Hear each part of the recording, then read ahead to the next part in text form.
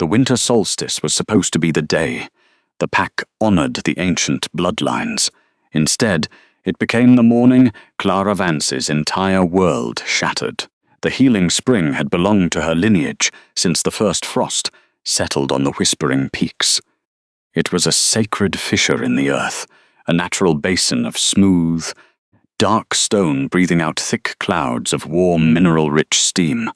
The air directly above the water always smelled of crushed pine, deep soil, and ancient magic. For centuries, the glowing, blue-green liquid had been the pulsing heart of the territory. It was the only thing that kept her family alive. But as the true Luna stood in the center of the frost-choked courtyard, the warmth of the water was a distant, unreachable memory. The atmosphere around her was sharp, biting like rusted blades against her exposed throat. She stood perfectly still, till before her the heavy iron gates that guarded the water were forcibly pulled shut. The metallic screech of the hinges echoed off the high stone walls of the keep, a sound that resonated deep within her marrow. Standing directly in front of the locked barrier was Garrett Stone, her husband, her alpha, the man to whom she had bound her soul in a sacred, blood-sworn rite, now looking at her with eyes as cold and flat as frozen slate. He held a single object in his right hand, the iron spring key. It was a brutal, heavy thing forged of dark, unyielding metal. The object was entirely out of place against the ethereal, floating beauty of the rising steam, its jagged teeth designed to lock away something that was meant to flow freely. Garrett turned the cold iron over in his grip. His jaw was tight, his broad shoulders squared in a stance of absolute, unbending dominance. His alpha aura pressed down on the courtyard, a heavy, suffocating weight that forced the weaker wolves to instinctively bow their heads. But he did not look at his wife. His storm-grey eyes were reserved entirely for the woman leaning heavily against his side, Sienna Vaughan, the Mistress. Sienna was wrapped in thick, opulent layers of silver fox fur, her pale, delicate face buried strategically against Garrett's shoulder. The cloying scent of her sweet, floral perfume cut through the natural aroma of the spring, turning the air sickly. As if on cue, she let out a delicate, calculated cough. The sound was weak, breathy, a flawless performance of fragility that made the alpha's chest rumble with a fierce, misguided, protective instinct. Clara watched the physiological shift in her husband. She saw the way his muscles tensed, the way his large, scarred hand came up to gently shield Sienna from the biting winter wind. The fated mate bond inside Clara's chest stretched taut, it tore, it bled invisible, agonizing drops of raw, instinctual power, sending a sickening wave of nausea up her throat. The mating mark on the side of her neck, a crescent scar that had once been a symbol of absolute devotion, now burned like a brand of cold iron pressed directly against her pulse. The decree is final. Garrett's voice boomed across the courtyard.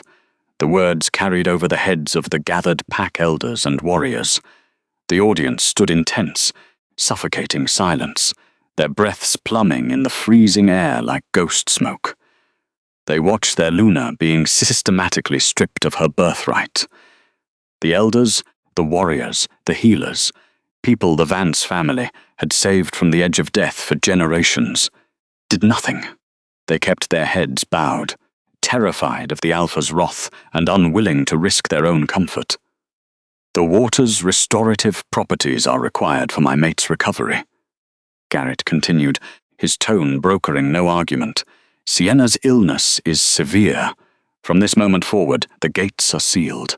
No one enters without her explicit permission, mate. He had used the word openly. Clara's inner wolf paced a tight, frantic circle inside the cage of her mind. The beast bared its teeth at the sheer audacity of the public insult, its hackles raised in a silent, violent snarl. Yet it did not whimper. It did not beg. The heroine clamped down on the instinctual urge to submit to the Alpha's command, forcing her heart rate to slow, forcing her lungs to draw in steady, measured breaths. She focused entirely on the physical geometry of the courtyard, to ground herself. The rough-hewn, frost-covered stones beneath her leather boots, the spidery patterns of ice clinging to the unlit braziers. The biting drop in temperature, as the steam from the water was mentally and physically locked away from her. Garrett raised his hand. He pressed the heavy key directly into Sienna's palm. The mistress's fingers curled greedily over the dark metal. For a fraction of a second, the interloper shifted her pale gaze from the Alpha's chest to the woman she was displacing. Through the veil of rising, warm steam, Sienna smiled. It was a thin, victorious, poison-laced curve of the lips, the ultimate theft. She had taken the Alpha's bed, she had manipulated the Alpha's ear, and now she had successfully claimed the very lifeblood of the exiled lineage. The rejection ceremony was supposed to break her. Everyone in the courtyard expected her to shatter. They waited for tears, a dramatic collapse onto the frozen cobbles, the pitiful, desperate begging of an outcast Omega terrified of losing her station. They craved the spectacle of a broken heart to justify their own cowardly silence. Clara offered them absolutely nothing. Her storm-grey eyes shifted from the iron key back to the face of the man she had once loved. Garrett finally met her gaze. A sudden flicker of unease crossed his rigid features. Perhaps he anticipated her wrath. Perhaps he expected her to invoke the ancient laws of their mountain home, to demand a trial of blood and water to prove her worth. Instead, she simply looked at him. She analyzed the defensive posture of his stance and realized with absolute, freezing clarity that there was nothing left to save. "I understand," Clara said. Her voice was quiet. Yet it cut through the freezing wind with the precision of a diamond blade. It did not tremble. It carried no plea. It was the sound of a woman severing a rotten limb to save the rest of the body. Garrett blinked. The unease in his expression deepened into profound discomfort. "Clara," he started, his tone dropping a fraction, taking on a defensive, almost patronizing edge. "It is a matter of pack survival. You must see reason." "I see everything," she replied evenly. She turned away. The movement was smooth, precise, utterly devoid of any frantic energy. The gathered crowd parted before her instinctively, stepping back to avoid the sheer, unnatural coldness radiating from her unbent spine. As she walked away from the golden warmth of the sacred waters, she felt the immediate assault of the winter chill seeping deep into her bones. Every step away from the sacred water felt like a physical weight pressing down on her chest. The spiritual thread woven between their souls stretched, tore, and finally went completely numb. She vanished from the courtyard like smoke through a crack in the world. The outer corridors of the pack house were where you went to be forgotten. As Clara moved through the damp, dimly lit stone halls, the ambient temperature plummeted. These were the discarded quarters, situated at the very edge of the keep, far from the central roaring hearths and the insulated, fur-lined luxury of the Alpha's private wing. The architecture here was crumbling, stripped of tapestries and warmth. The air smelled perpetually of old dust, damp earth, and the metallic tang of an approaching blizzard. She pushed open the heavy oak door to her chambers. Inside, the room was suffocatingly cold. A meager, sputtering fire fought a losing battle in the shallow hearth, doing little to combat the freezing draught leaking through the warped wooden window frames. Lying on a narrow, creaking cot in the far corner was Maeve Vance, her mother. The frail woman's breathing was a shallow, wet, rattling sound. Each exhalation a desperate struggle against the crushing weight of her respiratory illness. Maeve's skin was pale, nearly translucent, the blue veins stark against her hollow temples.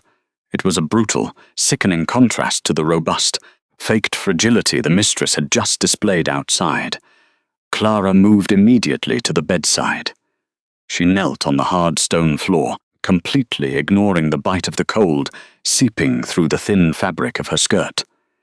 She reached out, her calloused fingers gently brushing the matted grey hair from the elder's forehead. Her mother's skin was entirely devoid of warmth. "Clara," Maeve whispered. Her voice was barely a scrape of sound against the quiet room. Her cloudy eyes fluttered open, frantically searching her daughter's face. "The water."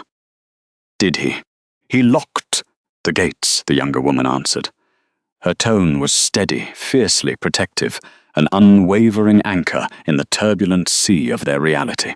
Garrett gave the key to Sienna. Maeve closed her eyes. A single silent tear slipped down her weathered cheek, catching the dim light of the dying fire. It was not a tear of sorrow for the Alpha's betrayal, but of stark, biological terror. Without the restorative properties of the ancient water, her body would surrender to the freezing sickness within days. "We have nothing left. We are small things in a world of teeth." "No." Clara's voice hardened. It was not loud, but it carried the absolute certainty of bedrock. "We are the bloodline of the spring. The magic does not belong to the Alpha. It belongs to the earth, and we will not die in this stone cage." She stood up. The time for mourning the loss of a fractured mate bond was over. The biological imperative to protect her lineage overrode the lingering agony in her chest. Clara walked to the small, splintered wooden shelf on the far wall. Lined up in perfect meticulous order were 3 simple worn clay jars. She reached out and took the first jar, her thumb tracing the familiar, curved contours. It was heavy in her hands, fired in the old mud kilns of the territory long before the current pack had even claimed this Landsner. The surface was smoothed by decades of reverent use, bearing the faint, thumb-pressed indentations of the lunar women who had come before her. These unpretentious vessels had once carried the glowing, blue-green miracle of the earth to heal the sick, to mend shattered bones, and to bless the newborn. Now they were empty, dry, hollowed out, just like her. Clara packed them carefully into a heavy, weathered leather satchel, wrapping them in strips of coarse cloth to prevent them from shattering. She moved with robotic, flawless efficiency, her face a mask of stone, as she gathered their few remaining worldly possessions, a thick, woven wool shawl that smelled of old wood smoke, a sharp hunting knife with an antler hilt smoothed by her grandfather's grip, a small pouch of flint and steel that struck with a harsh, metallic sound. Every item was chosen for absolute utility, every motion calculated to conserve physical energy. The silence in the freezing room was profound, broken only by the ragged, desperate rhythm of her mother's breathing and the soft, methodical thud of objects being placed into the bag. "Where are we going?" Maeve asked. Her voice trembled violently as she struggled to push herself up on her thin elbows. "Away from the pack lands," the heroine replied. She slung the heavy satchel over her shoulder, the thick leather strap biting into her collarbone. She moved back to the cot, wrapping her mother tightly in the thickest wool blankets available. Beyond the perimeter, into the woods, the dead forest! Maeve gasped. A spark of pure, primal panic widened her eyes. "Clara, no one survives the outer rim in the dead of winter. It is madness, the cold, the rogues. The cold is already here," Clara said, her voice dropping to a low, fierce whisper. She hauled the frail woman upward, supporting the trembling weight against her own body. "And the monsters are already inside the gates. I would rather face the freezing dark than watch you suffocate in Garrett's shadow." She did not wait for an argument. Clara hoisted the elder out of the bed, absorbing the shivering, dead weight against her side. The physical exertion was immediate and punishing. Her leg muscles burned in protest as she supported them both, but her inner wolf surged forward from the depths of her subconscious, lending its primal, enduring strength to her human limbs. Leaving the pack house was a ghost's journey. No one stopped them. No guilty warrior stepped into their path to offer aid. No elder spoke a single word of protest. The pack had already turned its collective face away, cowardly and eager to forget the discarded Luna and her sickly dependent. They slipped through the outer courtyards, keeping to the deep shadows of the high stone walls.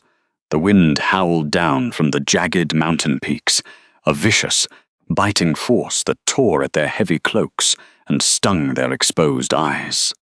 When they finally reached the pack boundary line, a simple row of ancient, weather-beaten rune stones half buried in the deepening snow, Clara paused. She looked back one final time. The massive stone keep of her former pack stood dark, imposing, and indifferent against the churning grey sky. Somewhere deep inside that fortress, the Alpha was likely sitting by a roaring golden hearth fire. His arms would be wrapped tightly around his mistress, utterly secure in his absolute authority, and completely blind to the ancient sacred magic he had just insulted. The mating mark on the side of Clara's neck pulsed with a sudden localized drop in temperature. It was a dull, throbbing ache, a final, dying ember of the fated life she was leaving behind. She raised a bare, freezing hand and pressed her fingertips over the raised scar tissue. The pain was sharp. It held a harsh, cutting clarity, a visceral reminder that she was still conscious, still breathing, still unbroken. Clara turned her face forward. The dead forest loomed directly ahead. It was a vast, impenetrable ocean of black pine trunks and frozen skeletal branches jutting violently into the storm. The silence beneath the canopy was absolute, heavy with the terrifying promise of starvation, monstrous rogues, and absolute freezing isolation. It was a place where no pack-wolf dared to tread, a place completely devoid of warmth, devoid of mercy, and devoid of the Alpha's laws. She adjusted her aching grip on her mother's waist. The worn clay jars clinked softly together inside the heavy leather satchel, a hollow, rhythmic sound that matched the slow, steady beating of her heart. Clara Vance stepped over the boundary line. She walked into the freezing night, carrying the weight of a severed bond, an ailing mother, and a secret ancestral magic that would soon bring an entire kingdom to knees. She did not shed a single tear. She simply walked forward, letting the gothic shadows of the woods swallow her whole. The dead forest did not merely exist as a physical location. It was a living, breathing entity composed of absolute, consuming hunger. The moment the exiled Luna and her frail mother crossed the final rune stones of the clan's boundary, the natural laws of the world seemed to warp and fracture. The wind shifted direction. It no longer blew down from the mountain summits in steady, predictable gusts. Instead, it curled aggressively through the skeletal, black trunks of the ancient pines, tearing at the thin wool of their cloaks, with the calculated ferocity of a starved beast. The ambient temperature plummeted so violently that the moisture in their every exhalation crystallized mid-air, falling like shattered glass dust onto their trembling shoulders. Clara dragged her heavy leather boots through the rapidly thickening snowdrifts. The physical exertion required for every single agonizing step was immense, a punishing, relentless drain on her already depleted reserves. Her thigh muscles burned in sharp, agonizing protest, the lactic acid building a fiery, internal contrast to the freezing atmosphere pressing heavily against her skin. The bitter cold was not just a temperature. It was an active, malicious force attempting to hollow her out. It sought to freeze the very marrow in her bones, to numb the righteous fury that had allowed her to walk away from the altar of her betrayal without shedding a single tear. But Clara refused to grant the elements that victory. She forced herself to recall the exact shade of the golden, restorative waters of her stolen birthright, using the visceral memory of the ancestral magic as a mental shield against the encroaching frost. The heavy leather satchel dug a deep, unforgiving trench into her collarbone. Inside, the worn clay jars clinked softly together. It was a hollow, mocking rhythm that underscored their profound isolation.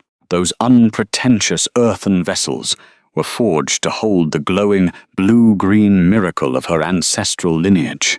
Now they held nothing but the biting, freezing dark of a territory that had forgotten their names. She adjusted her aching, numb grip around the elder's waist. Maeve hung heavily against her daughter's side, a fragile, failing anchor dragging them both inexorably toward the frozen earth. The older woman's breathing had deteriorated into a wet, shallow rattle, each desperate gasp for oxygen a losing battle against the crushing weight of her respiratory illness. Without the restorative, mineral-rich steam of the ancestral basin, her frail lungs were slowly filling with ice. Every step deeper into the wilderness was a testament to her silent endurance. The dark canopy of the pines wove tightly together above them, a suffocating wooden ceiling that blocked out the pale light of the winter moon. Down here, the shadows seemed to possess their own gravity. They clung to the frayed edges of Clara's wool shawl, pulling at her with invisible, freezing fingers. Her exposed cheeks had long since gone numb, the skin stretched tight and pale over her sharp cheekbones, yet she refused to stop and rub warmth back into them. To pause was to admit defeat, and the exiled Luna would not grant Garrett Stone the satisfaction of her failure, even in the privacy of the absolute dark. The silence of their agonizing march was broken only by the crunch of packed snow beneath her boots and the steady, hollow clinking of the clay vessels against her hip. The mating mark on the side of Clara's neck throbbed. It was a dull, rhythmic ache, a phantom limb sensation constantly reminding her of the violent, public severing of her fated bond. Her inner wolf paced a tight, frantic circle inside the cage of her subconscious, a restless shadow of pure instinct. Yet the beast remained completely silent. It did not whimper. It did not project a single ounce of grief toward the distant pack house. It understood, with brutal, primal clarity, that to show weakness in this lightless ocean of frost was to invite immediate death. Clara clamped her jaw shut. She focused her entire consciousness on the unforgiving geometry of the terrain. The jagged roots hidden beneath the snow, the spidery patterns of black ice clinging to the dead bark, the absolute necessity of placing one foot in front of the other. Day 1 bled into day 2, then day 3. Time lost its linear meaning beneath the oppressive starless canopy. For 4 agonizing days, Clara dragged her ailing mother through the freezing hellscape of the dead forest.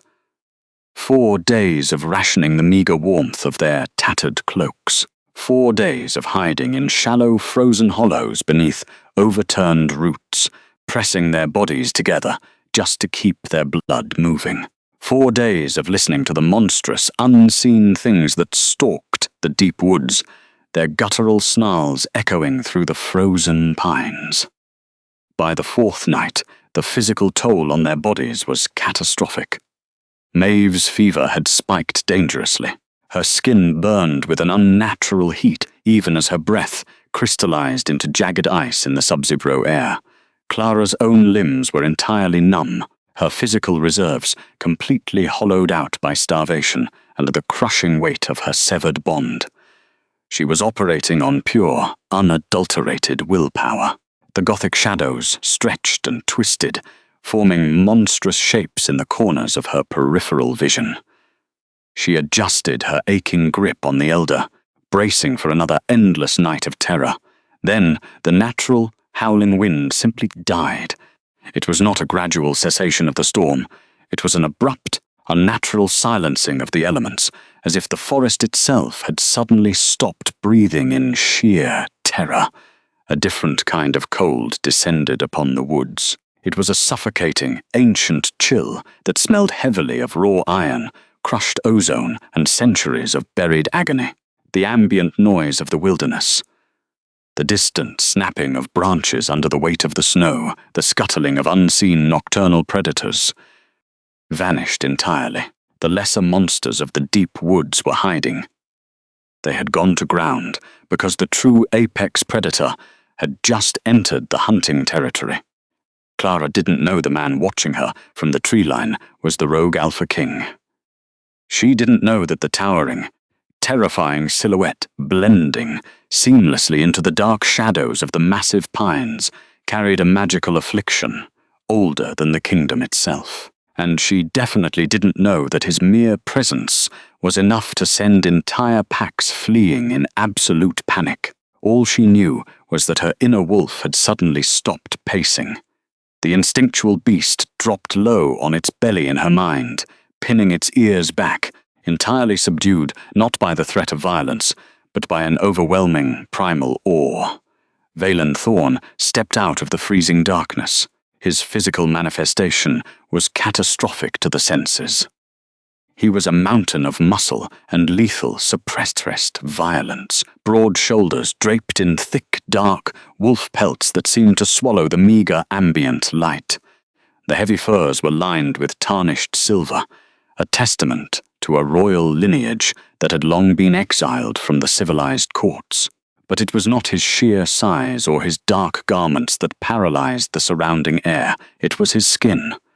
Valen was encased in jagged, crawling, spidery patterns of black ice, an ancient freezing curse, a generational magical blight that literally froze the blood in his veins, turning his immense power into a prison of perpetual, agonizing sub-zero torment.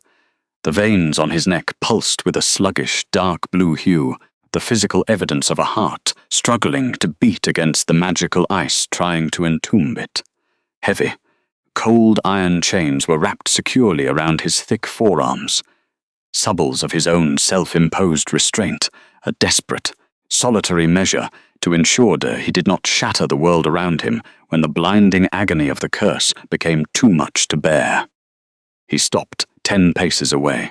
The ground literally cracked beneath his heavy boots, a layer of white, unnatural frost exploding outward from his footprint in a perfect, deadly circle. His storm-grey eyes locked onto the exhausted woman holding up her dying mother. They were beautiful the way a blade was beautiful, sharp, utterly uncompromising, and completely devoid of organic warmth. Yet, as he breathed in the stagnant, freezing air, his pupils dilated violently. The black ring around his irises expanded, bleeding into the grey. He was catching her scent. Beneath the overpowering smell of winter exhaustion, beneath the sharp, metallic tang of the freshly severed mate bond, bleeding on her neck, he smelled something impossible. He smelled the deep earthen heat of the ancestral spring. He smelled the pulsing, golden magic of a bloodline that refused to be extinguished. Clara stopped walking. Her leg muscles screamed in protest, trembling violently under the combined weight of her mother and the heavy satchel. But her spine remained perfectly, flawlessly straight. She did not cower. She did not avert her eyes or bare her throat in submission to the overwhelming alpha aura pressing down on the clearing. Instead, she adjusted her grip, pulling the frail elder entirely behind her own body. She transformed herself into a physical shield, placing her small, shivering frame directly between the monstrous sovereign and his potential prey. She forced her chin up, meeting the rogue king's lethal gaze with absolute, unyielding defiance. Valen took a slow, deliberate step forward. He did not rush. He moved with a stiff, agonizing slowness, his massive muscles visibly fighting against the thick layer of magical ice encasing his joints. The air crackled around him, a sharp, electric snapping sound that made the fine hairs on Clara's arms stand on end. Every micro-movement he made required a monumental exertion of will against the supernatural cold that sought to consume him. Behind the heroine, Maeve finally surrendered to the severe physical toll of the wilderness. Her failing knees buckled. A wet, rattling gasp tore from her throat as her eyes rolled back, her frail body collapsing heavily toward the unforgiving snow. Clara spun to catch the elder, but her own limbs were locked, her muscles unresponsive from the prolonged exposure to the brutal cold and the draining agony of 4 days of starvation. Valen moved. It was a terrifying blur of supernatural speed, a sudden, violent exertion of sheer will that temporarily shattered the icy constraints binding his limbs. The massive sovereign closed the distance between them in a heartbeat, reaching out with a massive, frost-covered hand to catch the falling woman, before she struck the earth. Instinct completely overrode logical preservation. Clara would not allow a cursed, frozen rogue to lay his deadly hands on her fragile, dying mother. She threw her own bare arm forward, her calloused, freezing fingers clamping desperately, violently around Valen's thick, ice-armored wrist. The physical impact of their connection was explosive. The moment her bare skin made contact with the frozen iron-hard surface of his cursed flesh, a visceral, blinding shockwave of thermal energy erupted between them. The deep, ancestral magic of the glowing pool, the sacred, restorative power dormant in her veins, denied its physical outlet by a locked gate and a stolen key, surged violently forward to meet the unnatural cold. It was not merely a subtle warming sensation. It was a violent, elemental collision of two opposing absolutes, the thick, spidery patterns of black frost clinging to Valen's forearm hissed loudly, a sound exactly like a heated sword plunged into a frozen lake. The dark ice fractured under her unyielding grip, splintering into 1,000 microscopic, glittering shards before instantly melting into thick plumes of hot white steam. The air between them filled with the unexpected scent of summer rain and warm earth, obliterating the metallic stench of the curse. The heat radiating from Clara's desperate grip was absolute. It was a radiant, burning gold, fiercely protective and entirely pure. The warmth flooded through the contact point, driving the ancient, parasitic cold back down the sovereign's arm with the unstoppable force of a tidal wave. Valen froze. He stopped moving entirely, not from the constraints of his curse, but from a profound, paralyzing shock. A ragged, tearing sound escaped the deep cavern of his chest, a heavy, fractured gasp of pure, unadulterated physical relief. For the first time in an agonizing decade, the relentless, freezing bite of the ancient curse actively retreated. The blood in his arm, stagnant and sluggish for years, suddenly flowed hot, fast, and wild beneath his skin. The excruciating, constant pain that had defined his entire adult existence vanished in the exact circumference of her small, calloused hand. He went down then on one knee on the icy earth, so that his face was lower than hers. His massive, terrifying frame shuddered violently, the sheer physiological shock of the sudden temperature shift causing a tremor to rack his broad shoulders. The heavy furs draped across his back shook as he stared, completely transfixed, at the patch of bare, unburnt skin where Clara's fingers still rested securely around his wrist. The iron chains binding his forearms clinked sharply against the frost-covered stones, a stark, metallic reminder of the lethal monster he believed himself to be. He had spent his entire life preparing to die alone, consumed by the frost. Valen's chest heaved as his lungs expanded fully, drawing in a massive breath of air that did not freeze his throat on the way down. The monstrous sovereign, a man who had slaughtered entire rebel packs with his bare hands, who had been banished to the edge of the world because his very existence was considered a lethal hazard to the civilized courts, was entirely undone by the gentle pressure of a woman's calloused fingers. The dark frost that had claimed the right side of his jaw began to recede, revealing the sharp, aristocratic lines of his true face. The rigid tension in his jaw slackened. He looked at Clara not as an intruder in his harsh domain, but as the sudden, impossible manifestation of a miracle he had long ago deemed himself unworthy to receive. Slowly, reverently, as if he were approaching a sacred altar he had no right to touch, he lifted his gaze. His pale irises were entirely transformed, shifting rapidly into a liquid, molten gold that burned with a fierce, undisguised reverence. The silence in the clearing stretched, thick and heavy with the weight of an ancient prophecy, clicking seamlessly into place. The snow continued to fall around them, but within a 3-foot radius of their connected bodies, the flakes melted before they could even touch the ground. The bitter winds of the dead forest dared not cross the invisible barrier of their newfound warmth. He didn't demand her obedience. He didn't issue an Alpha's command. The banished king looked up at the exiled Luna, the woman this territory had so foolishly thrown away as worthless, and he voluntarily offered his absolute submission. He bared the column of his throat, a gesture of profound vulnerability from a beast who had never once knelt to another living soul. "Your touch," Valen whispered. His voice was a deep, gravelly rumble, rough and scraping against the quiet night, raw from years of disuse and silent suffering. "It burns, but it was a holy burn, a restorative fire." He looked past her shoulder to the dying mother, lying safely in the snow, then back to the defiant, unbending daughter who held his life in her grasp. The dangerous instincts of the apex predator were completely, utterly subdued, tamed in a singular instant by the sheer magnitude of her hidden worth. "The deep caverns of the northern ridge are where you went to be forgotten," the cursed sovereign said slowly, his golden eyes locking onto hers, pleading for the first time in his terrifying life. "The path is harsh, the stones is unforgiving, but there is a hearth there.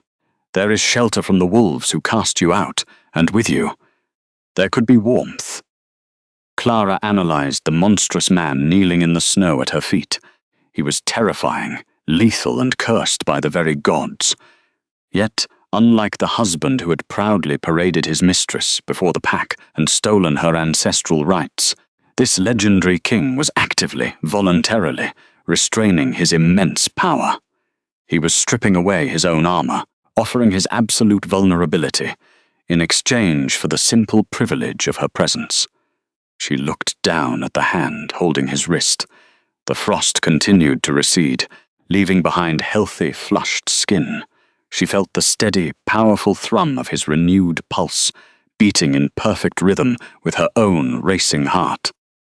The hollow ache of her severed mating mark momentarily dulled in the presence of this overwhelming, fated truth. She did not pull her hand away. "Take us there," she commanded softly. Her voice carried the unmistakable authority of a true queen, not used, not owned, chosen. Valen closed his eyes, a profound, shuddering exhale leaving his parted lips. He stood, his movements smoother now, free from the agonizing friction of the ice in his right arm. With gentle, terrifyingly precise care, he reached down and scooped Maeve from the snow, holding the frail elder as if she weighed no more than a bundle of dry leaves. He did not pull away from Clara. Instead, he angled his massive body so that her hand could remain firmly pressed against his forearm, anchoring him to the living, breathing warmth of the world. Together, they turned their backs on the distant boundary line, stepping deeper into the protective shadows of the rogue king's domain. The northern ridge caverns were not merely a hollow gouged into the side of the mountain. They were the skeletal remains of a forgotten subterranean fortress. As they passed through the concealed entrance, a treacherous curtain of jagged, hanging icicles that Valen shattered effortlessly with a single sweep of his chained arm. The violent, howling blizzard of the dead forest was instantly silenced. The atmosphere inside the deep earth was entirely different. The biting, metallic sting of the winter wind was replaced by the dry, heavy scent of ancient stone, undisturbed dust, and the faint, lingering aroma of cured leather. Clara Vance followed closely behind the towering silhouette of the rogue Alpha King. Her leg muscles trembled violently, threatening to give out with every step, the sheer physiological crash of adrenaline and prolonged starvation finally catching up to her human form. Yet, she refused to stumble. She gripped the strap of her heavy leather satchel, her knuckles turning a bruised, stark white from the effort. Her chest heaved with every shallow breath, pulling the icy, stagnant air of the cavern deep into her aching lungs. She could feel the ghostly imprint of the Alpha's borders fading from her blood, a severing of the fated bond that should have left her broken, weeping on the snow. But she did not weep. She kept her spine perfectly, flawlessly straight, tracking the massive, dark shape of the sovereign as he navigated the pitch-black tunnels with instinctual, predatory ease. The cold stone beneath her boots offered no comfort, but the sheer force of the king's presence anchored her reeling mind. He was terrifying, a walking cataclysm of frost and fury, yet he moved with a deliberate slowness to ensure she did not fall behind. The massive direwolf pelts draped over his broad shoulders were stiff with ancient ice, a physical testament to the cursed isolation he endured. He moved toward a raised alcove in the central chamber, a wide, natural shelf of smooth slate that was piled high with impossibly thick, meticulously cured direwolf pelts, with a gentleness that seemed entirely at odds with the lethal violence of his immense frame. Valen Thorn lowered Maeve Vance onto the furs. He arranged the heavy blankets over the frail elder, his massive, frost-covered hands moving with terrifying, surgical precision to ensure he did not crush her fragile bones. The contrast between his lethal strength and this quiet act of mercy was staggering. Then he stepped backward. The moment the physical proximity between Valen and Clara was broken, the atmospheric temperature in the cavern violently plummeted. The ancient freezing curse, which had been temporarily subdued by the ancestral warmth of Clara's touch during their agonizing trek, rebounded with a vicious, parasitic vengeance. The jagged, spidery patterns of black ice instantly surged back up the sovereign's thick forearms. The frost crawled over the heavy, cold iron chains, binding his wrists, snapping and cracking loudly in the quiet dark. The dark blue ice raced up the column of his throat, creeping over his sharp jawline and threatening to entomb his features once more. It was a violent, physical reclamation. The ancient magic was punishing him for daring to touch the warmth. Valen bit back a guttural groan of pure, unadulterated agony. His broad shoulders hunched forward, his massive muscles spasming violently as his biology fought a losing battle against the ancient magic trying to freeze the blood in his veins. He retreated deeper into the peripheral shadows of the cavern, purposefully distancing his lethal, plummeting body temperature from the fragile humans he had just rescued. The sheer force of his restraint was terrifying. A lesser beast would have lunged for the nearest source of heat, but the king tore himself away. Clara immediately dropped to her knees beside the alcove. She pulled her small pouch of flint and steel from her heavy leather satchel. Her calloused fingers were completely numb, clumsy with the lingering cold, but her inner wolf surged forward, lending her the absolute, unwavering focus required for survival. She gathered a small pile of dried lichen and ancient, brittle kindling that had been meticulously stored near the hearth. She struck the metal, once, twice. On the third strike, a small, desperate spark caught. A meager golden flame flickered to life in the dark. It was a tiny, fragile beacon in the immense, skeletal belly of the subterranean fortress, but it was enough to push back the suffocating darkness. The fire cast long, dancing shadows against the high stone walls. Clara leaned over her mother, analyzing the elder's shallow breathing. Maeve's chest rose and fell with a smoother, steadier rhythm, now that she was insulated from the biting wind and the moisture of the blizzard. The crisis of the elements had passed. Clara slowly stood up. She turned away from the small, life-saving fire and looked into the freezing dark. Valen was standing at the far edge of the cavern, his back pressed flat against the rough-hewn stone wall. The sovereign was shivering. It was a terrifying, unnatural sight, a legendary apex predator, a man whose mere scent sent entire packs fleeing in absolute panic, trembling violently in the shadows. The cold iron chains wrapped around his arms clinked together with a sharp, rhythmic frequency, betraying the severe, involuntary muscle spasms racking his immense frame. His striking eyes, wide and dilated, watched her from the darkness. He looked like a cornered beast preparing for the final, fatal strike of the winter. Clara stepped away from the warmth of the hearth. She walked directly toward the freezing shadows. "Stay by the fire," Valen rasped. His voice was a deep, gravelly vibration that rattled the loose stones on the cavern floor. It was harsh, raw from years of disuse, and laced with genuine terror. "Do not come closer, little bird. The cold will take you. I will hurt you." She ignored the command entirely. The exiled Luna did not stop walking until she was standing less than a foot away from his massive heaving chest. The ambient air, radiating off his skin, was brutal. It stung her exposed cheeks like invisible needles, a supernatural 0-degree aura that sought to drain the life from the room.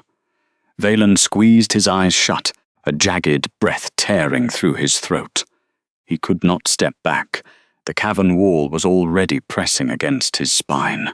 The monster trapped within his own body was terrified of damaging the only fragile, warm thing that had willingly entered his domain in a decade. He didn't demand she retreat again. Instead, the banished king did the only thing he could to ensure he did not loom over her as a threat. He removed his overwhelming height from the equation entirely. Valen dropped to his knees. The physical impact of his massive bulk hitting the stone floor sent a heavy tremor through the soles of Clara's leather boots. The chains binding his wrists crashed against the ground. Kneeling, his face was finally level with hers. He bared the column of his throat, entirely submitting his lethal power, offering his absolute vulnerability to a woman who possessed nothing but the clothes on her back and the ancient blood in her veins. The sheer scale of his submission defied every law of the pack hierarchy she had ever known. Alphas did not kneel, but this was no mere alpha. This was a sovereign king. Clara looked at the dark, creeping frost attempting to swallow the left side of his face. She did not feel an ounce of fear. She raised both of her bare, calloused hands and pressed her palms directly, flat against the center of his broad, ice-armored chest, right over his struggling heart. The elemental collision was instantaneous and magnificent. A blinding, visceral shockwave of radiant thermal energy exploded outward from her fingertips. The deep, ancestral magic of the healing spring, the golden, life-giving force that Garrett Stone had foolishly locked away, recognized the catastrophic damage within the sovereign's body and surged forward to eradicate it. The thick black ice encasing Valen's chest hissed violently. The frost fractured under her palms, splintering into thousands of tiny, glittering shards before instantly evaporating into thick, hot plumes of white steam that smelled of cedar and rain. The warmth radiating from Clara was absolute. It was a fierce, protective, burning gold that poured through the contact point, flooding into his frozen veins. She felt the heavy, thundering beat of his heart against her palms, a desperate, wild rhythm that had been trapped beneath a glacier for years. The ambient temperature of the entire cavern spiked. The spidery patterns of blue ice that had crept up the column of his throat melted into sweat, rolling down his collarbone to soak the heavy fabric of his ruined tunic. Valen's head fell back, a ragged, tearing sound ripping from his throat as the excruciating, constant pain of the curse vanished. The blood in his chest flowed hot and wild. His massive hands, bound in heavy iron, came up to hover nervously over her slender wrists, terrified of crushing her, yet desperately craving the anchor she provided. His icy stare shifted rapidly to that liquid, molten gold, burning with a fierce, undisguised reverence as he stared at the woman holding his life together. "They banished me at midnight to the frozen edges where no one would think to look," Valen whispered, his voice trembling slightly with the overwhelming physiological relief of her touch. "My own court, the royal line of the north. They feared the strength of my inner wolf. They feared what I could build. So they poisoned my wine with an ancient freezing curse, a blood magic designed to turn my heart to ice and shatter my mind into a feral, mindless beast." Clara kept her hands firmly pressed against his chest. She listened to the steady, powerful thrum of his renewed pulse. She did not offer him empty platitudes or tearful pity.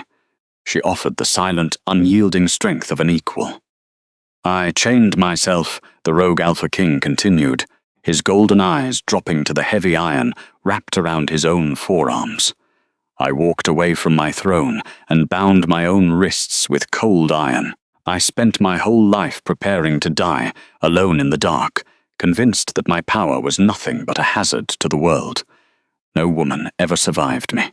No healer could touch my skin without freezing to death. He leaned forward a fraction of an inch, chasing the heat of her palms, completely humbled, completely undone. "Until you," Valen breathed, the words a sacred vow in the quiet cavern. "We are both exiles of stolen thrones," Clara said evenly, her voice steady and resolute in the flickering firelight. "They took your kingdom because they feared your strength. They took my spring because they coveted my magic. We are not monsters, Valen. We are simply the survivors they failed to bury deep enough." The mating mark on the side of her neck, the scar that had burned with the agony of Garrett's betrayal, went entirely numb.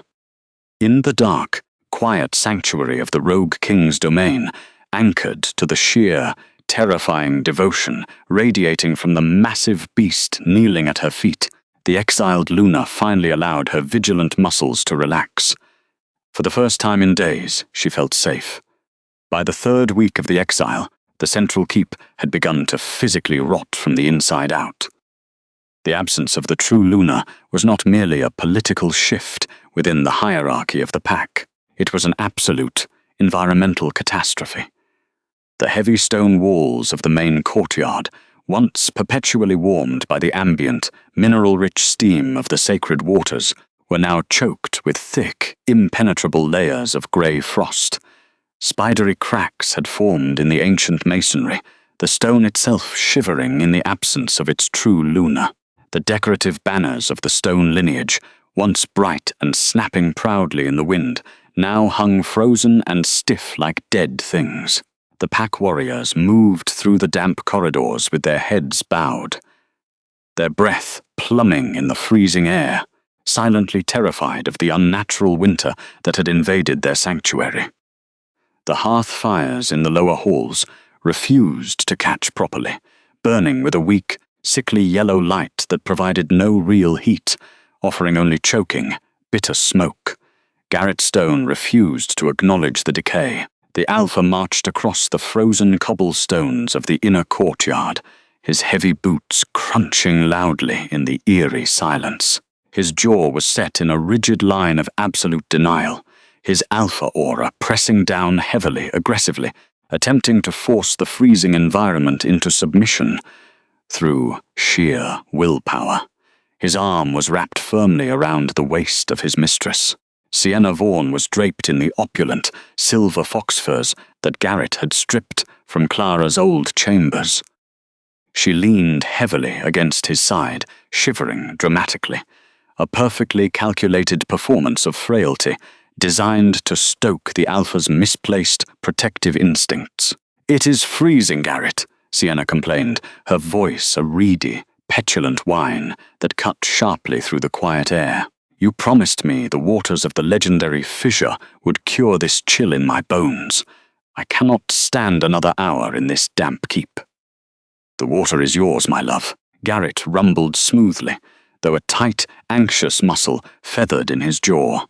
They reached the heavy iron gates that guarded the healing spring. The atmosphere here was drastically different than it had been 3 weeks prior. The thick clouds of warm, pine-scented steam that used to blanket the area had thinned into a meager, wispy fog. The glowing blue-green light beneath the surface of the spring was flickering, unstable like a dying ember, struggling for oxygen. Garrett pulled the iron spring key from his belt. He thrust the dark metal into the lock. The heavy tumblers turned with a harsh, protesting screech that echoed unpleasantly off the frost-covered walls. The Alpha pulled the gates open, gesturing for his mistress to enter the inner sanctum. Sienna stepped forward eagerly. A smug, victorious smile curled on her thin lips. She dropped the heavy silver fox furs to the freezing stone floor, entirely confident in her stolen authority. She stepped to the very edge of the sacred basin, completely blind to the sacred, ancient nature of the magic she was about to desecrate. Expecting a rush of miraculous, restorative warmth, she carelessly plunged her bare foot into the water. The ancestral magic violently, instantaneously rejected the interloper. The moment Sienna's skin broke the surface, the faint blue-green light beneath the water snapped out entirely. It was not a gradual fading, it was a sudden violent death. The clear, mineral-rich liquid violently curdled. In the span of a single heartbeat, the healing spring turned into a thick, viscous, putrid black swamp. A horrific stench exploded into the freezing air, the overpowering, nauseating smell of rotting earth, sulfur, and decaying magic. The water began to boil, not with healing thermal heat, but with a toxic, acidic rage. Thick, gelatinous bubbles surfaced and popped, releasing plumes of dark, suffocating smoke that stung the eyes and burned the throat. The smooth, polished river stones that lined the bottom of the spring turned to ash. The life-giving force that had protected the territory for generations was violently purging itself, refusing to offer its grace to a false, usurping queen. Sienna shrieked. It was a high, piercing scream of pure, unadulterated agony. The black water burned her skin like liquid acid. She thrashed backward violently, her arms flailing as she slipped on the wet, frost-covered stones. She collapsed hard onto the cobblestones, weeping hysterically, clutching her blistering, blackened ankle. The pain was excruciating, a physical manifestation of the earth itself punishing a thief. "Garrett!"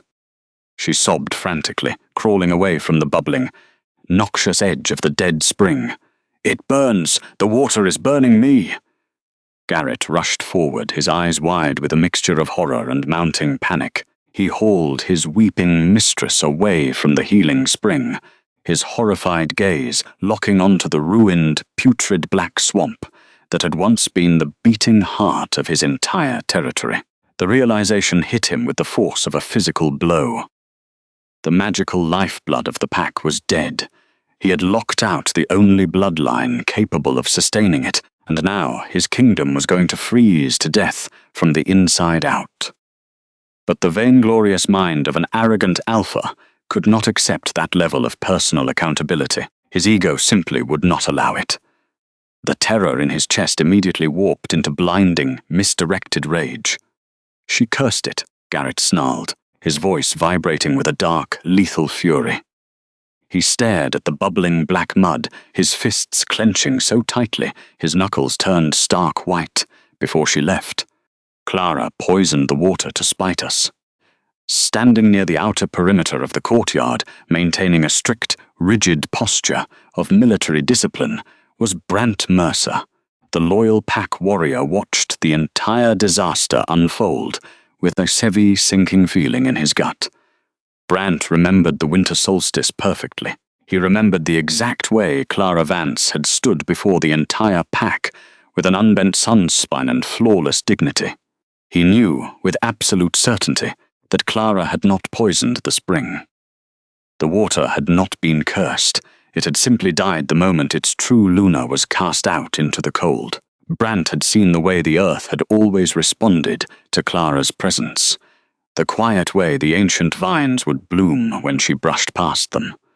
Now, staring at the bubbling, putrid nightmare before him, Brant realized the horrific magnitude of Garrett's arrogance. They had not merely banished an Omega, they had banished the living soul of the domain. But Brant was a subordinate. He was bound by the rigid, unbreakable laws of the pack hierarchy. He kept his face completely neutral as Garrett turned his furious, stormy irises upon him. Brant, the Alpha, commanded, the heavy, oppressive weight of his aura lashing out in a desperate attempt to regain control of his crumbling reality. "Yes, Alpha," Brant replied, stepping out of the shadows, his hand resting cautiously on the pommel of his sword. "Assemble a hunting party." "The finest trackers we have," Garrett ordered, his voice cold and devoid of any lingering affection for the woman he had once sworn to protect. He pointed a trembling finger toward the distant, jagged tree line of the forbidden territory. "Take them into the dead forest. Track her down. I don't care how deep she ran." Sienna continued to sob loudly against his side, the sickening smell of sulfur completely overpowering the sweet floral perfume she always wore. "Bring Clara Vance back to this keep to undo her treason," Garrett finalized, the command echoing across the frozen, dying courtyard. "Or bring back her head." The deep caverns of the northern ridge had become a sanctuary of quiet, rhythmic survival. In the days following their harrowing escape from the blizzard, the subterranean fortress transformed from a desolate, forgotten tomb into a warm, defensible hearth. The contrast between the biting, lethal cold of the exterior world and the golden, flickering warmth of the interior was absolute. Clara Vance knelt on the smooth slate floor near the raised alcove, a small, worn stone bowl resting firmly between her knees. Her calloused fingers worked methodically, grinding dried medicinal lichen and brittle pine needles into a fine, aromatic powder. The repetitive, scratching sound of the pestle was a grounding anchor, a simple domestic ritual that demanded her complete, unwavering focus.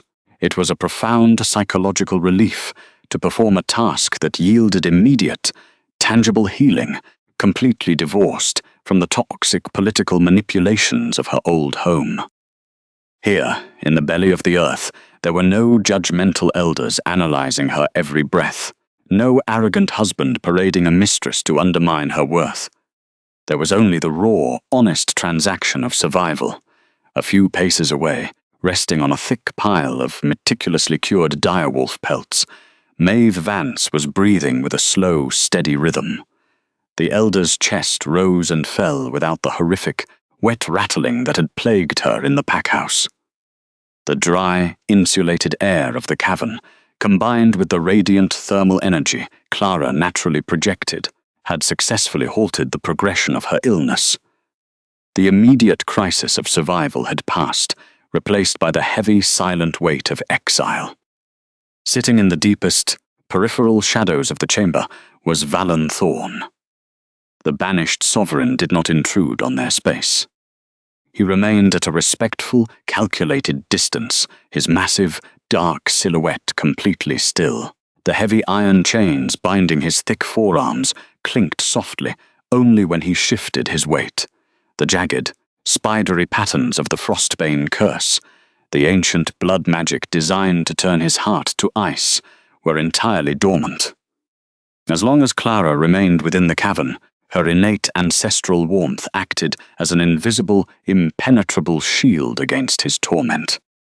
Valen watched her with storm-grey eyes that missed absolutely nothing, observing the quiet, unbent dignity of a woman who had lost her entire world, and immediately set about building a new one from the ashes. He did not offer unsolicited advice or attempt to command her actions. For a man whose entire existence had been defined by the brutal, blood-soaked realities of a cursed royal lineage, this quiet domesticity was an alien, fragile miracle. He treated her presence with the reverence of a zealot discovering a living god. "I need fresh snow," Clara said softly, breaking the heavy silence. She set the stone bowl aside and picked up one of her empty clay jars. For the poultice, it must be pristine, untouched by the cavern dust. The towering beast in the shadows shifted immediately, the sheer size of his broad shoulders momentarily blocking the golden firelight. "The winds are treacherous today, little bird," Valen rasped, his gravelly voice vibrating the loose stones. "Let me retrieve it. You should remain near the hearth." "I have spent my entire life being told where to stand," she replied evenly, her tone devoid of anger, but lined with absolute, unyielding bedrock. She pulled her heavy, woven wool shawl tightly over her shoulders. "I need to feel the cold air on my face, just for a moment." Valen did not argue. He simply bowed his head, a gesture of profound, terrifying submission from an apex predator who had slaughtered entire rebel factions. He respected her autonomy above his own protective instincts. Clara walked toward the concealed entrance. She passed through the treacherous curtain of jagged, hanging icicles, stepping out onto the narrow, rocky ledge that overlooked the vast, skeletal expanse of the dead forest. The ambient temperature plummeted instantly, biting at her exposed cheeks with invisible, freezing needles. The sky above was a churning, oppressive grey, pregnant with the threat of another blizzard.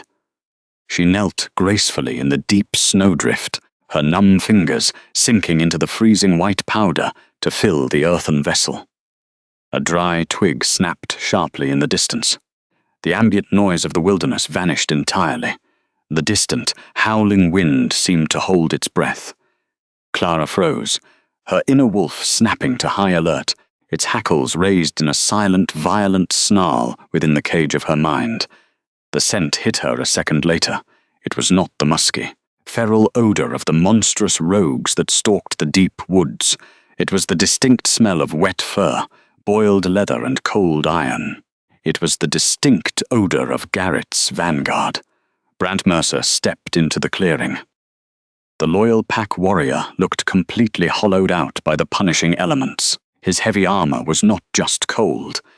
It was structurally compromised by the sub-zero temperatures, the leather straps cracking under the strain. His face was a canvas of frostbite and exhaustion, the skin around his eyes pulled taut against the bone. He was flanked by 6 elite trackers, their faces drawn tight, with profound physical depletion and underlying terror. They had been tracking her scent for days, navigating a treacherous landscape that had actively sought to bury them. The sheer physical toll of blindly obeying an arrogant alpha's command was etched into every trembling muscle of the hunting party. Brant's expression was a complex, agonizing mask of military duty warring against personal guilt. He stopped 10 paces away, his hand resting cautiously on the pommel of his sword. "Luna," Brant breathed, his voice a harsh, ragged scrape against the quiet night. Clara stood up slowly. She brushed the snow from her skirt with flawless, robotic efficiency. Her spine was perfectly straight, her chin lifted in a posture of absolute, unbending dominance that required no physical violence to assert. "I am no one's Luna, Brant. That title was left in the ashes of your courtyard." The warrior flinched visibly at the sheer, unnatural coldness in her tone. He swallowed hard, his pale eyes darting nervously to the dark, gaping more of the cavern entrance behind her. "The healing spring is dead," he confessed, the words rushing out in a desperate, frantic exhale. The moment Sienna stepped into the water, it curdled. It turned into a boiling, putrid black swamp. "The territory is freezing from the inside out." She did not gasp.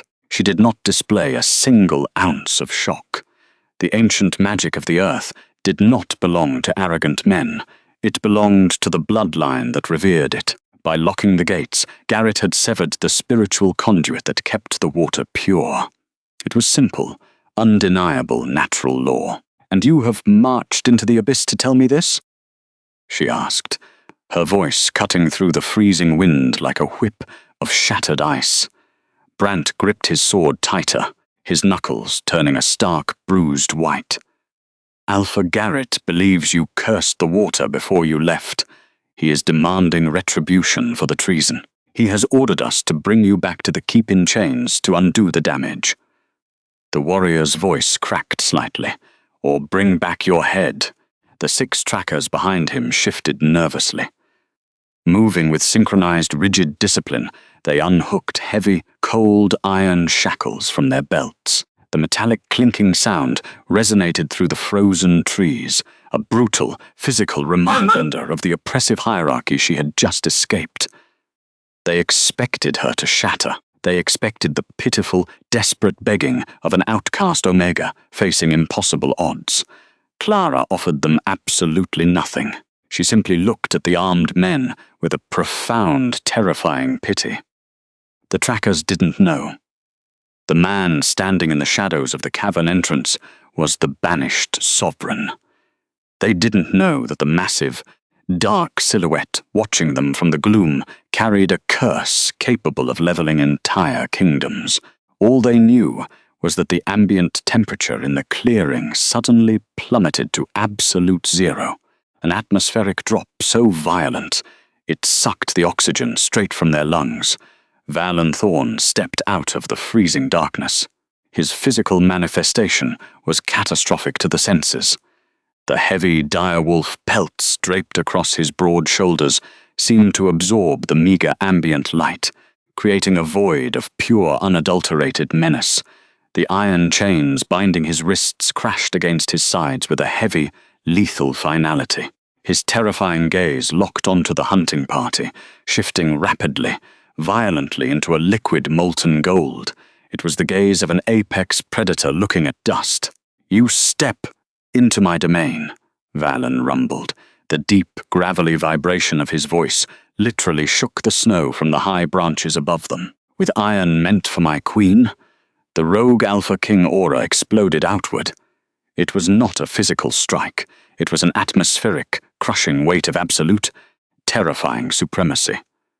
The lesser wolves did not even have time to draw their blades. The physiological distress was instantaneous and brutal.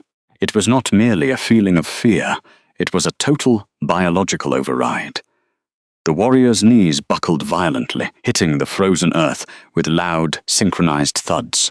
Their lungs compressed entirely, the heavy, invisible weight pressing down on their chests, rendering them unable to draw in the freezing air.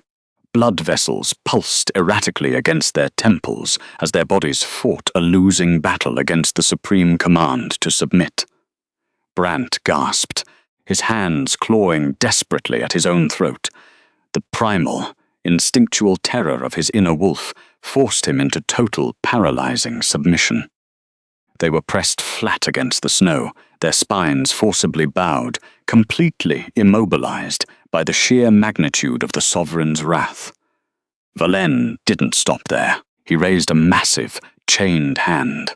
The moisture in the air around the terrified trackers instantly crystallized.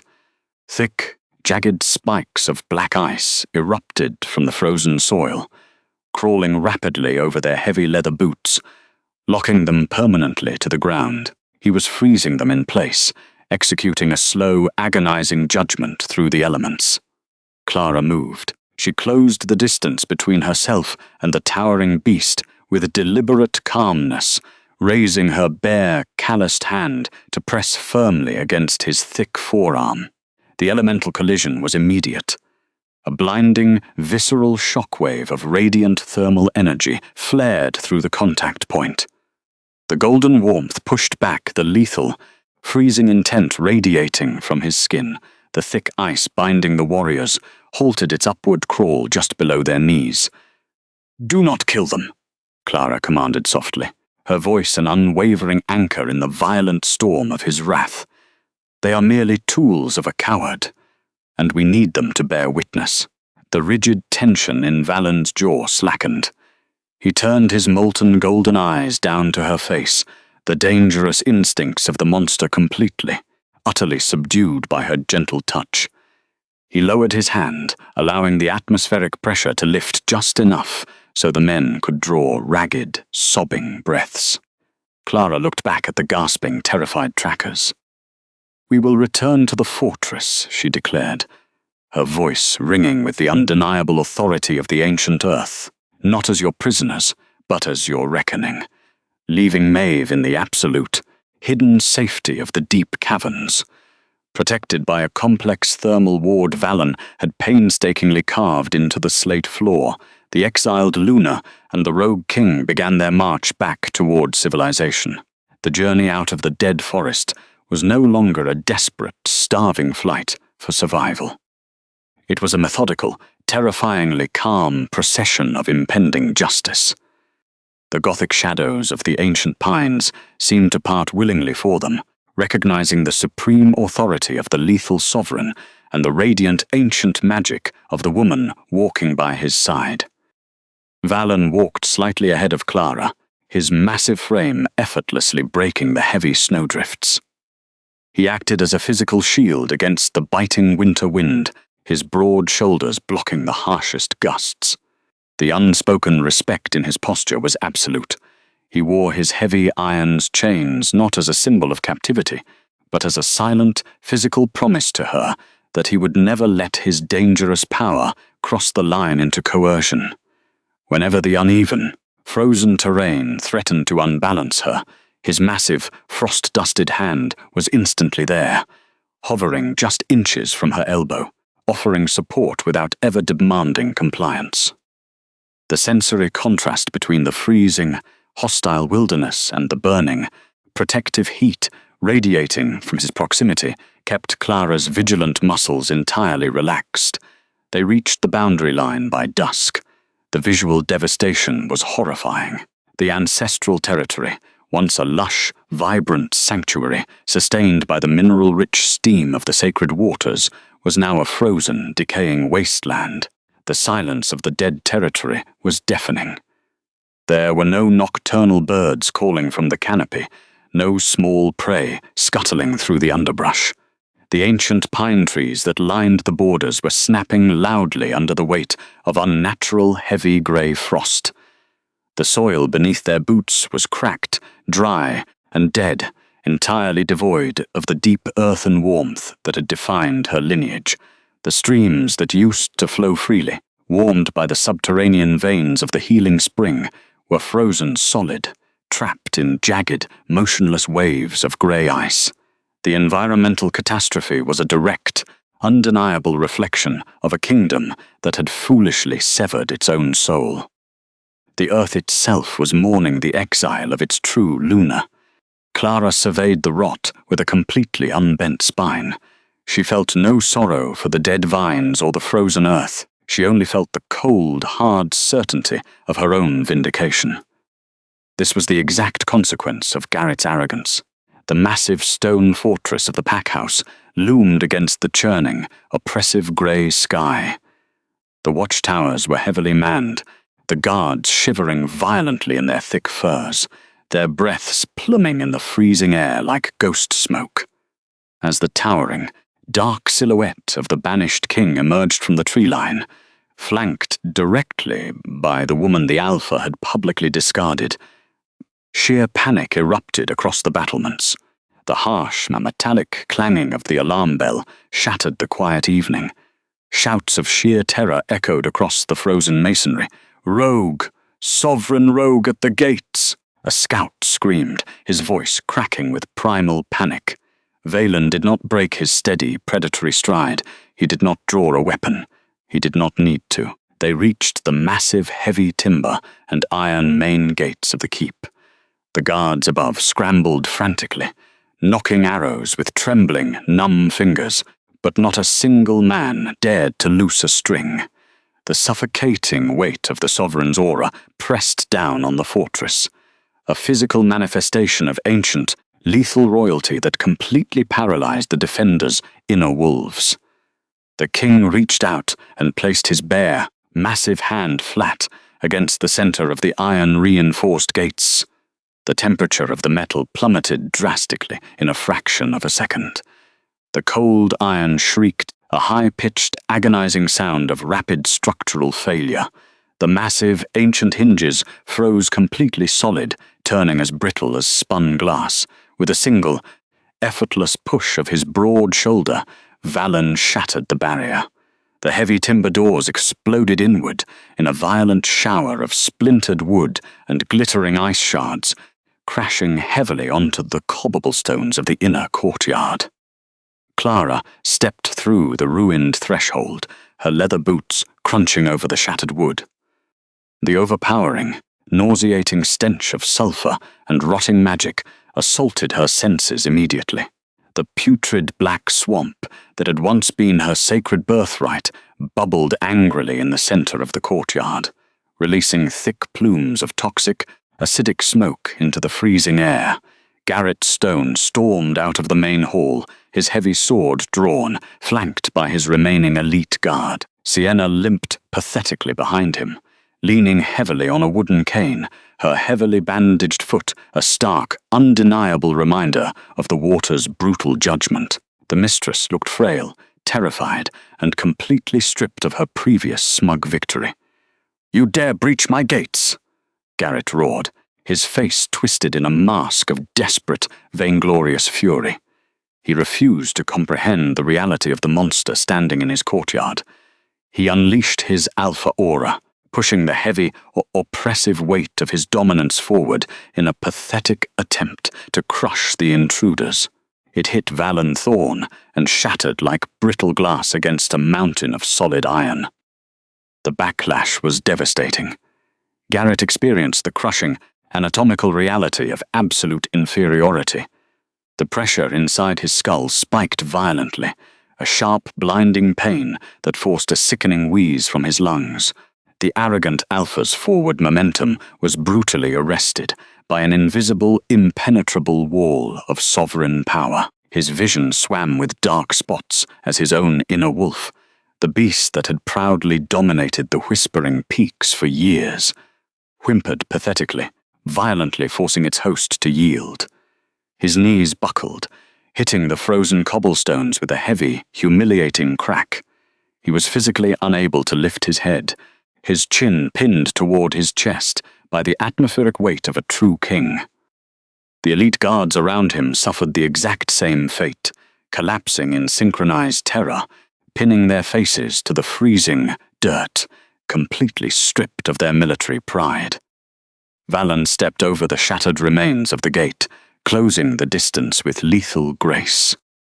He looked down at the man kneeling in the frost, his expression completely devoid of mercy.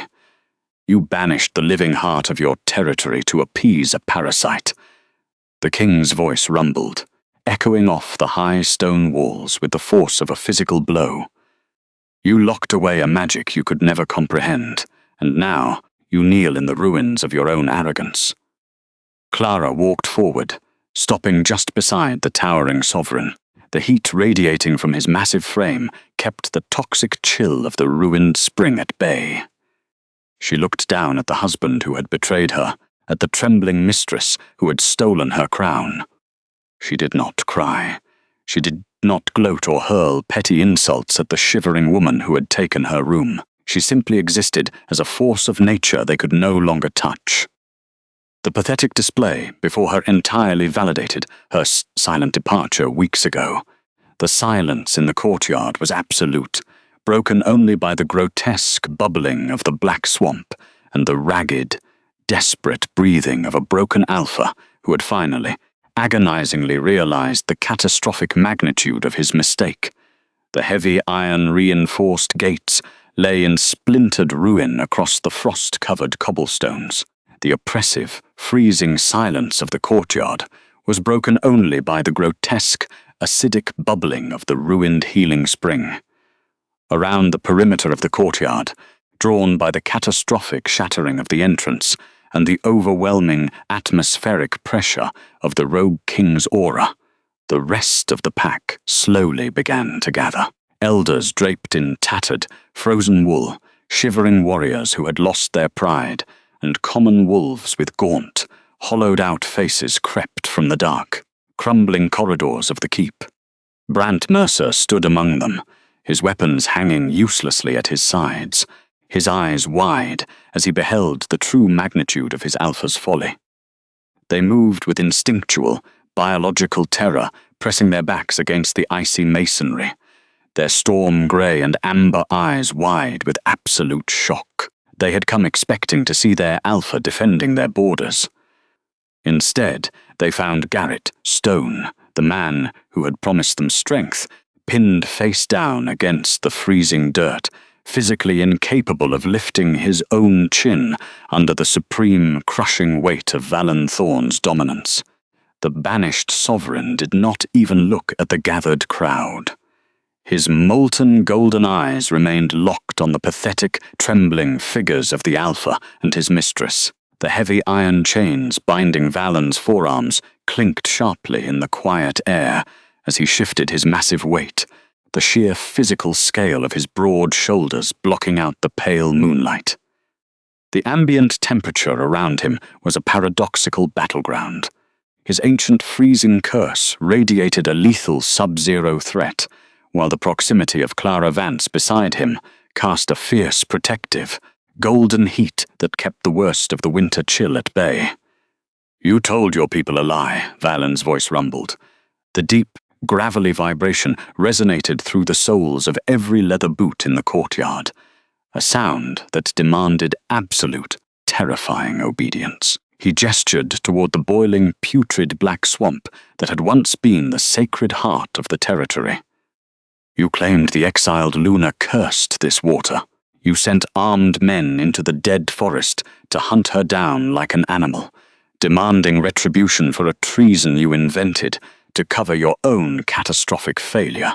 Garrett gasped for air, his chest heaving desperately against the frozen cobblestones. The immense pressure inside his skull made his vision swim with dark, jagged spots. His inner wolf, the beast that had once paraded through this very courtyard with arrogant pride, was completely subdued, whimpering pathetically in the presence of a true, legendary apex predator. He tried to speak, to invoke his right as the territory alpha, but his vocal cords were paralyzed by the sheer magnitude of the sovereign's wrath. Clara stood perfectly still.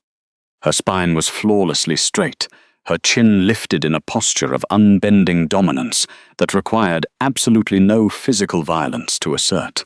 She did not sneer at the elders who had stood by in cowardly silence on the day of her rejection. She did not hurl petty insults at the warriors who had watched her walk into the freezing wilderness without a single word of protest. She simply allowed them to see the full, horrific consequence of their complicity. The sickening smell of sulfur and decaying magic rolling off the ruined healing spring was the physical manifestation of their collective guilt. Valen turned his terrifying gaze toward Sienna Vaughan. The mistress was a portrait of shattered illusions. She leaned heavily on her wooden cane, her bandaged foot a stark testament to the earth's brutal judgment. The opulent silver fox furs she had stolen from Clara's chambers were now matted and stained with dark, toxic mud. The calculated, breathy fragility she had used to manipulate the alpha's protective instincts had completely evaporated, replaced by genuine, ugly cowardice. She was shaking so violently that the cane rattled against the stones. The iron spring key she had worn so proudly, as a trophy, now hung heavily around her neck, a physical marker of her theft. "The earth does not lie," Valen declared, his tone devoid of any mercy. "The ancient magic of this realm does not respond to political decrees or the arrogant commands of a false king. It responds only to the bloodline it recognizes. You claim this water is yours by right of the Alpha's favor. Prove it." Sienna's pale eyes widened in sheer, unadulterated horror. She shook her head frantically, her greasy hair whipping across her face. "No," she sobbed, taking a clumsy, agonizing step backward. "No, please, it burns. The water is poisoned. She poisoned it."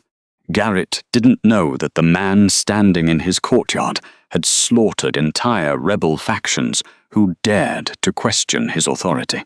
He didn't know that the cursed sovereign possessed a patience forged in a decade of absolute, freezing isolation.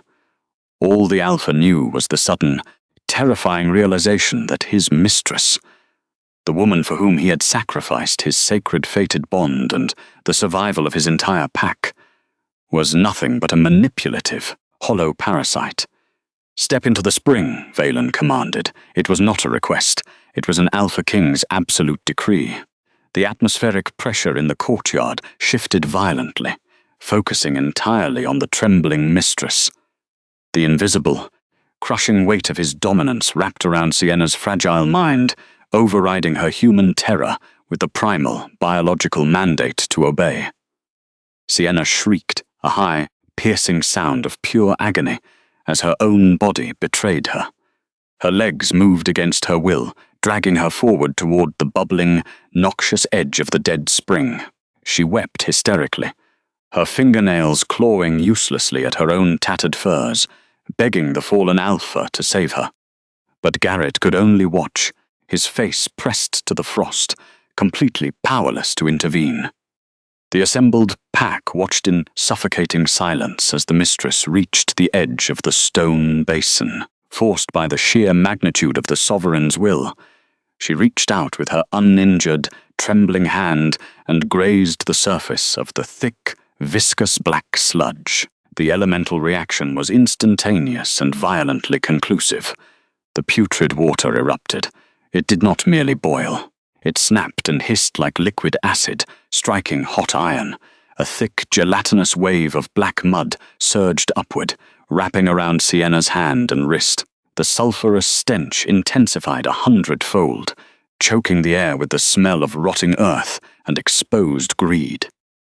The magic of the spring was physically, violently rejecting the usurper, confirming before the entire realm that the corruption did not come from a curse, but from the touch of a false, parasitic queen.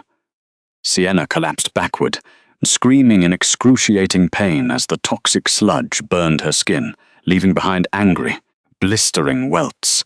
She curled into a pathetic, weeping ball on the freezing stones, completely stripped of her stolen status, her true nature exposed to the harsh, unforgiving light of the winter moon.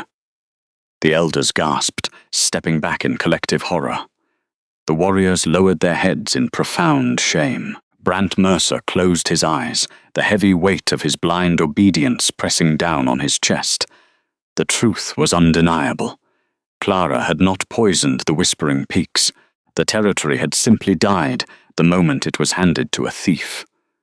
Valen looked down at the weeping mistress, his expression a mask of cold, uncompromising justice.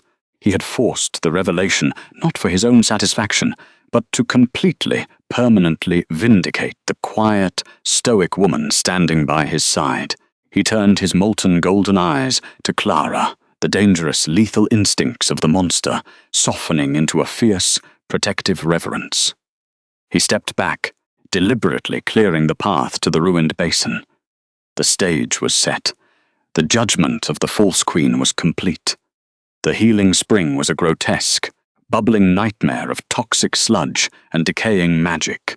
The dark, acidic smoke rolling off the surface stung the eyes and burned the throat, a brutal reminder of the environmental catastrophe caused by the pack's arrogance. Clara stood at the edge of the ruined basin, her storm-grey eyes analyzing the horrific damage.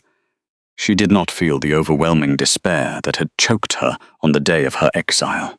The physiological distress of the severed, fated bond had been completely replaced by the steady, powerful thrum of the ancient magic, waking up in her veins.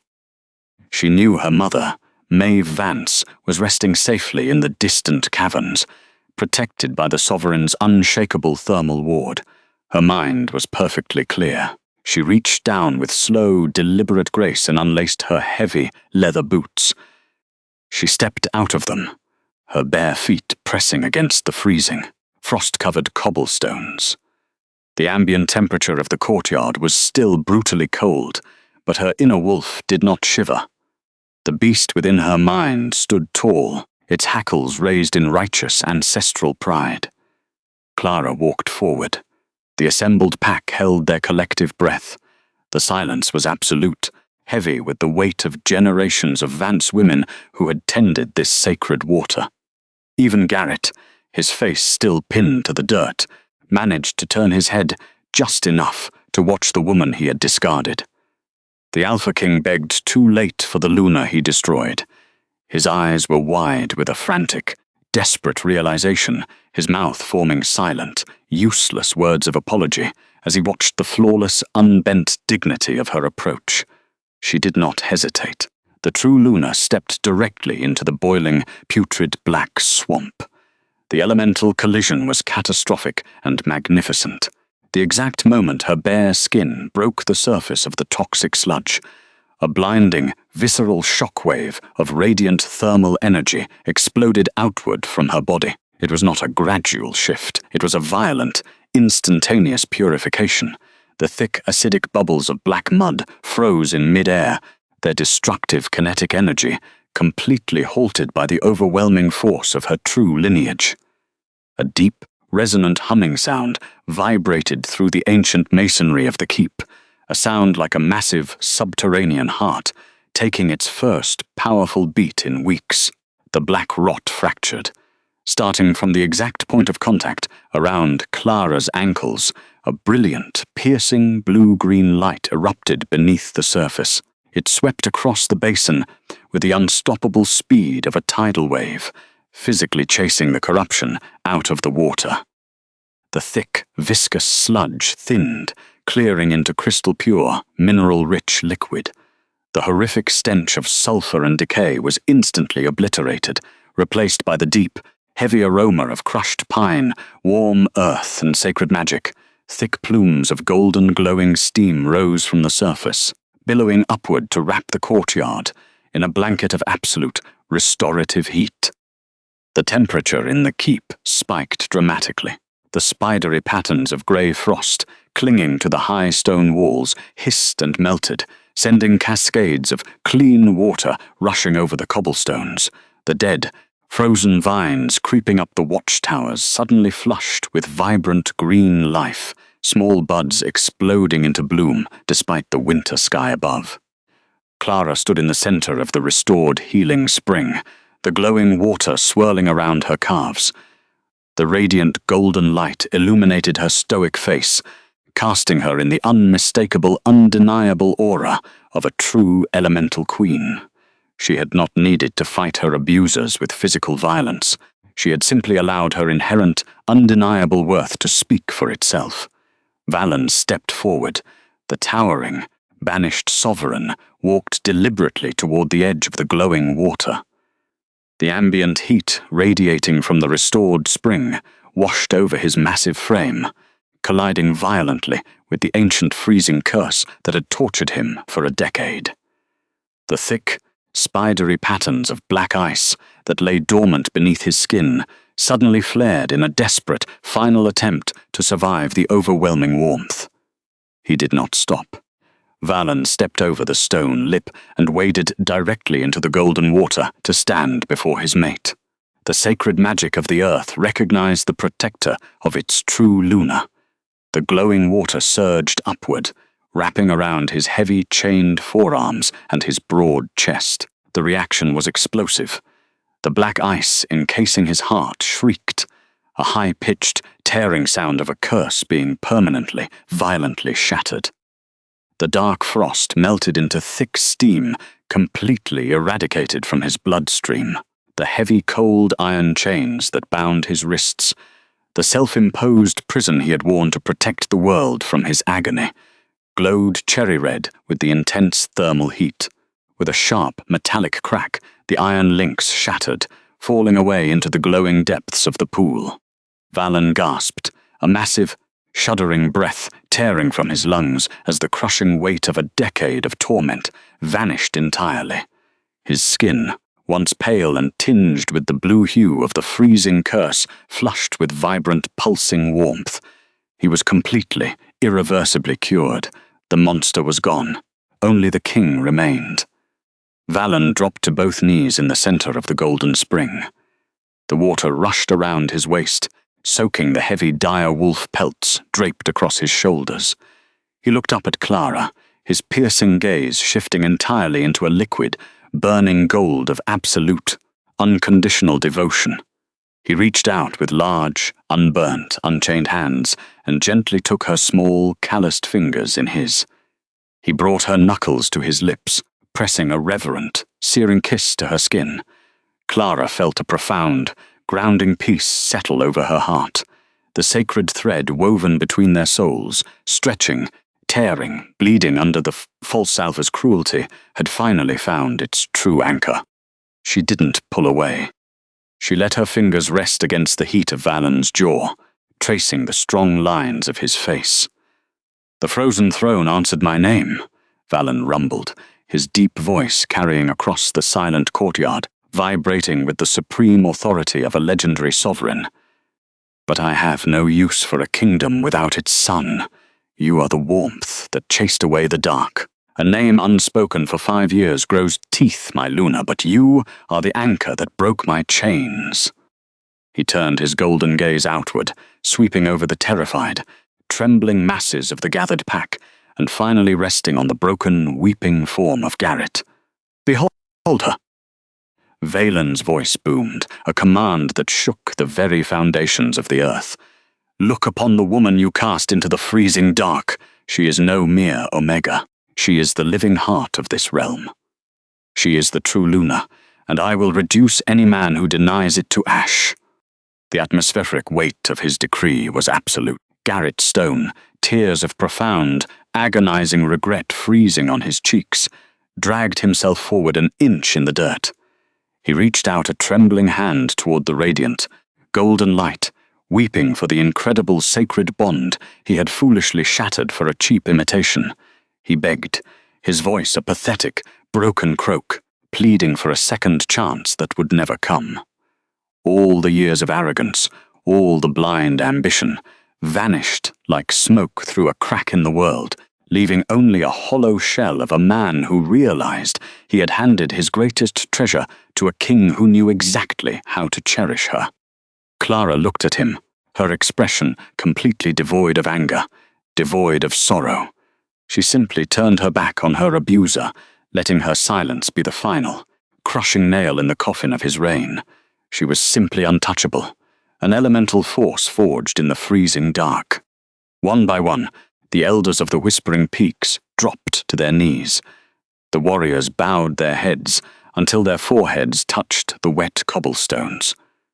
Brant Mercer knelt in the dirt, offering his complete and utter loyalty to the sovereign who had saved them from their own ruin. The entire pack submitted, not out of fear of the rogue king's wrath, but out of profound, undeniable reverence for the glowing, radiant queen standing in the golden water. She had spent her life preparing to be discarded, forced to maintain an unbent spine in the face of constant humiliation. Now, she was protected, anchored, and loved without condition, standing in the absolute center of a sanctuary she had built with her own bare hands. The thawing of the Whispering Peaks would take time, but the warmth remained forever, an enduring testament to the woman who refused to break in the cold. Thank you for listening to this story of quiet survival, deep comfort, and absolute vindication. If you felt the cold break today, and if you believe that true worth can never stay hidden in the dark, please hit that subscribe button. Leave a comment sharing if you would have walked away without a single tear, and join our sanctuary for the next chapter of the wild.